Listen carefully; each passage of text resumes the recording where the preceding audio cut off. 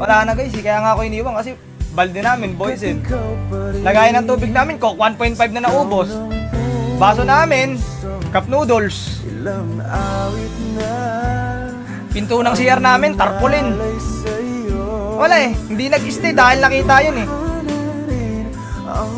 Sino ba naman ako? Isa lang naman ako, baka nang shit na baka nang shit. Tangina, nakita mo lang boys yung balde namin, hindi ka na nag-chat ah. Tangina, kuwawata ako sa'yo. Tapos nakita mo lang cup noodles yung baso namin. Hindi mo na ako pinansin. Wala eh, ganun talaga. Mahirap lang kasi kami, boss. Di naman kasi ako anak ng kontraktor eh. Bakit nasa likuran nyo si Ninong? Nakababa ang pantalon tapos nakahawak sa bewang nyo. Nak, ayan yung regalo ng ninong mo. Dinala niya kanina yan eh. Hindi ka nalang naantay kasi tulog ka pa. Kagabi pa yan, Nay. Ha? Paano mo nasabi, Nak? Kagabi, hating gabi, dinala yan ni Ninong. O diba, ang bait ng ninong mo, hating gabi, dinala pa yung regalo. Wow naman! Nagising ka pala? Oo, Nay. Paano hindi ako magigising? Yang ingay nyo? Hating gabi naghahango kayo ng labahan sa washing machine, eh wala naman kayong nilabahan. What? Hindi, napasok lang yung kalahating katawan ko sa washing machine. Nasumsum kasi ako, tapos na-stuck ako dun.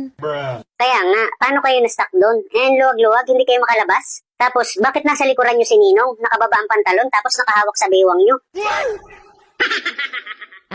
Tinutulungan niya kasi ako makalabas, hingihila niya ako. Nay, hindi niya kayo hinihila, lalo niya kayo tinutulak para hindi kayo makalabas. Ganun ba? Kaya pala. Aawatin ko nga sana kayo eh, kaso parang galit si Ninong, baka madamay pa ako. Paano mo naman nasabing galit? Eh kasi Nay, naririnig ko, dumadaing ka na. What?